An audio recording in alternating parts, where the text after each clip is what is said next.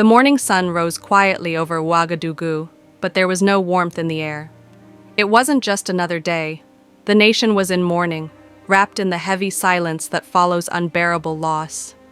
A tragedy had unfolded in the northern province of Loroum, an ambush so brutal, so calculated, that even the most hardened soldiers wept behind closed doors.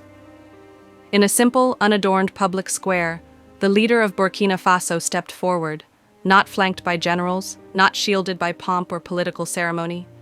No red carpet, no orchestra, just a man, a son of the soil. He looked out at the crowd, not as a president, not even as a commander, but as a brother, a mourner, a witness to sorrow. What he said next would travel far beyond Burkina Faso's borders, not because of how loud it was, but because of how true it rang.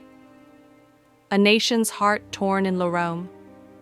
In Loroum, over 200 brave soldiers were lost in a single day.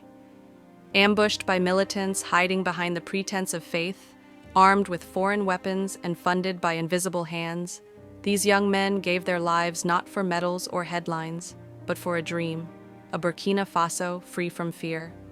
They died with rifles in hand and fire in their hearts. They died on their feet.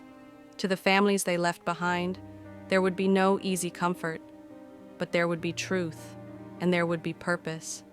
Because what happened in Loroum wasn't just an attack on a battalion, it was an assault on a nation's dignity, but something changed in that silence. It hardened into resolve. This is personal now. The leader's voice, though calm, carried a fire that no microphone could soften. He declared what every Burkinabé had been whispering. We didn't ask for this war, but now that you've spilled our blood, we are bound by honor to end it with your defeat. No longer was this a conflict of policy or strategy. It had become ancestral, historic, personal. And the message was crystal clear, not just to the terrorists lurking in the shadows, but to the suits in air-conditioned offices, watching from afar. To those who speak of democracy while funding chaos. To those who disguise exploitation as aid, the veil had fallen. You arm bandits and call them rebels. You fund division and call it diplomacy. But we see you. A nation awakens. The speech, raw and unscripted, was more than a eulogy. It was a turning point. For decades, Burkina Faso had stretched out its hand, asking, pleading, waiting for justice, for support, for sovereignty. Instead, it was met with hypocrisy and betrayal. Arms shipments to the very forces attacking their villages, condolences paired with conditions, words laced with political strings. But that era, he declared, was over. We are not your experiment. We are not your charity case. We are warriors, not beggars. We are descendants of resistance, of Sankara, and we will not kneel. The world, often indifferent, had grown used to Burkina Faso's silence. But silence had become a grave too heavy to bear. Now, the people were rising, not with hatred, but with purpose. Promises not of politics, but of action. To the mothers of the fallen, he made a vow. Their sons did not die in vain. And to every village haunted by the echoes of gunfire, he promised something most politicians never dare offer: presence, not in words, but in soldiers, in doctors, in engineers. The North would not be forgotten. From Djibo to Dori, from Kaya to Ouahigouya, we will rebuild. Every school that was burned will raise again, bigger. Every road blocked by bandits will become a highway of progress.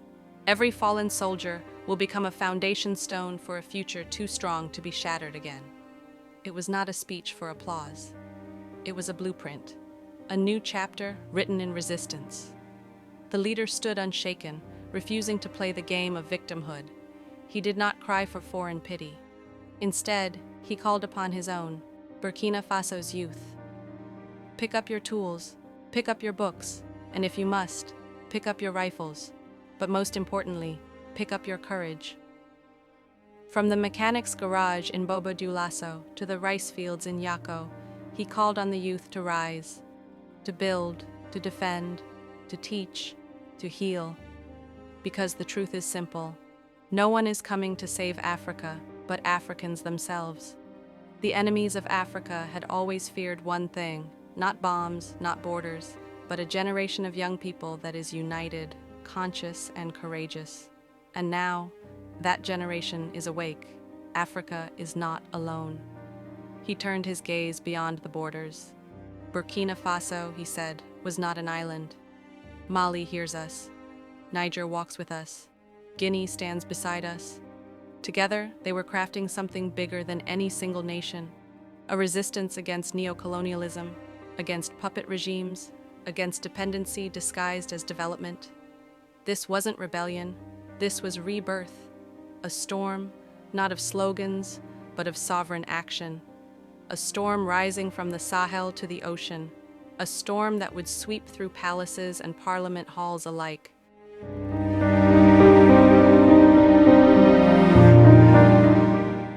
The African Renaissance is not a speech, it is a reckoning. The legacy of Loroum. In Loroum, blood was spilled, but from that blood rose something fierce, something sacred. For every life taken, 10 more will rise. For every fallen soldier, 1,000 youths will be trained. We are not outnumbered, we are out awakened. It was no longer enough to mourn quietly. This grief would become movement. This loss, a lesson carved into the nation's heart. They would no longer be remembered as victims, but as the spark of a revolution. As he ended his speech, the leader did not shout. He didn't raise his fist. He simply left them with a memory, a final command etched into the nation's soul. Let our tears not be signs of weakness, but of power. Let this be the last time we bury our dead without justice. From now on, we rise, not for revenge, but for restoration, not for hate, but for history.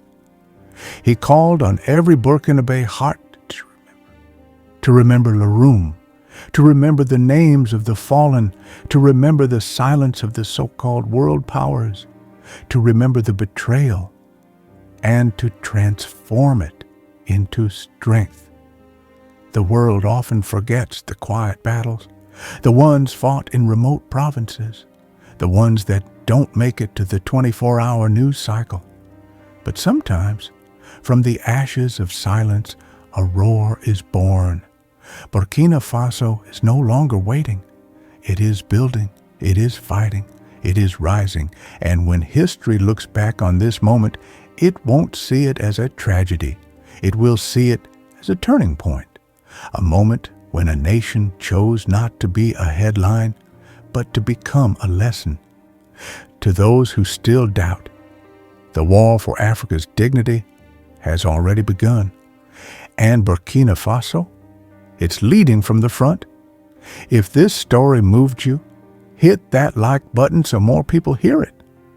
Subscribe for more real stories that reveal what the headlines hide.